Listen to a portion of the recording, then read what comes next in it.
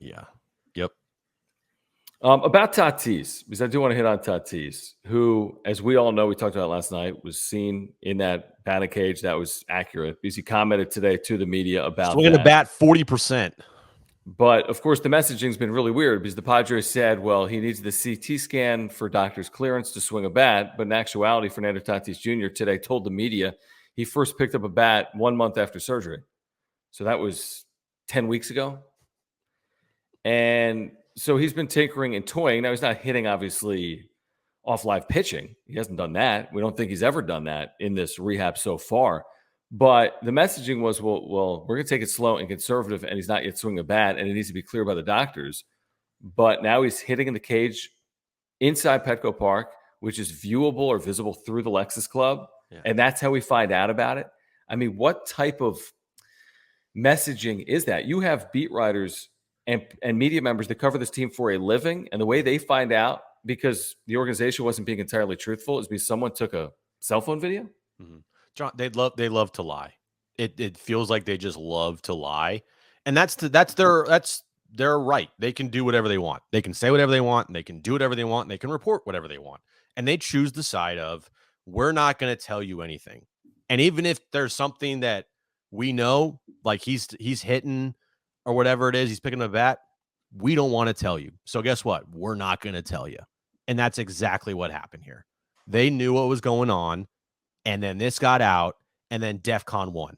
Now, maybe not to that extent, as far as like everyone in the building's like, oh my God, but they like to control the narrative. That's not hard to figure out. And by this being put out there, they weren't able to control the narrative. So then now Tatis has to speak. And then you have Bob Melvin speak. And poor Ryan Christensen after the game is like, I don't know, like, they do not like when they can't control the narrative. It's not hard to read. Like, I'm not saying that because I know anything, because I don't. But like, just reading the tea leaves of all their injuries and everything about this organization at times is they love to control the narrative. And this aspect of Tatis is something that they have to control, and they really didn't. Is it now in the grand scheme of things? Is it this big deal? Not really. I mean, it doesn't really matter, right? It doesn't matter. But at the same time, if I'm Kevin or if I'm Dennis or I'm AJ, I'm like, what the hell? Mm-hmm. And they won't not went at Tatis, but you could tell towards the end of that little mini interview, Tatis was like, really, guys, another question about the bat? It's like, well, yeah, because we were told you weren't swinging a bat yet. Right. And this is a good point from Ben Fadden, who we had on the station yesterday on Extra 1360, hanging out with us. And Ben, thanks for hanging out in the chat as always. Make sure to support Talking Friars as well on social media and on YouTube. Ben says, wouldn't it have just been smarter to have him hit it too? And I said that today on the radio. I'm like, that's the other thing. Like, forget everything. Like, how ridiculous is this concept that, yeah, he's hitting and it's visible to fans while the gates are open. So within 90 minutes or so of the game, they have all day, Jim. You know when early work starts, especially for guys that are not active. He could be getting to the ballpark at like 11:30 in the morning for treatment, maybe earlier than that. Yet he's hitting at 5:40. Like, and nobody thought that was maybe a problematic. Right.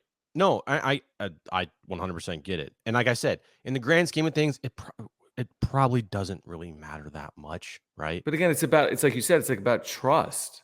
And it's also about this is the biggest story that people want to know about, is when Fernando Tatis will be back. When is he swinging? Give us a timetable. You said June. Well, that's not happening. You said he's not ready to go swing a bat yet. Okay, well, he is. Even if it's 40%, he's still swinging a bat.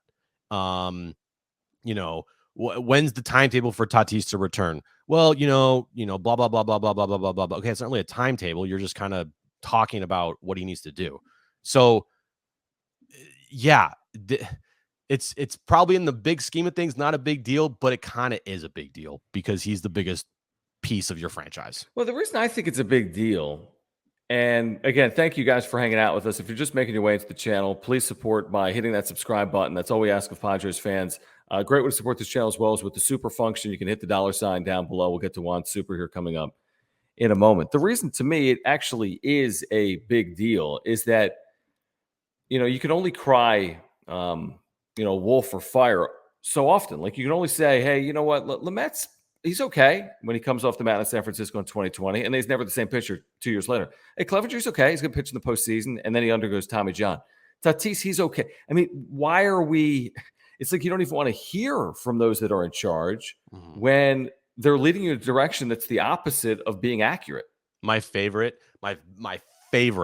was last year, and it was, I believe it was in Texas. It was towards the beginning of the season. And Morejon was on the mound, and he came, like, we knew it was over, right? Something was wrong, and it was bad. And then the next day, Tingler's at his press conference, and he's like, yeah, we still got to talk to the doctors, figure out what we're going to do. We got to figure out what we do with him. And like 5 minutes after his press conference, he's out for the year. Morejon out for the year with Tommy John. Like, you really? Like, what?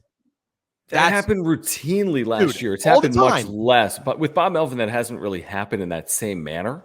But that was like the theme of the 2021 season. That was like the theme of the Tingler era. I'm going to meet. He's meeting with the doctors afterwards. We'll have a rotation for it. We're going to meet with the coach, and then boom, they tweeted out 5 minutes later. It's not a Tingler thing, and it wasn't an Andy Green thing. Sure, it wasn't a Pat Murphy thing. It's not a Bob Melvin thing. It's a Preller thing.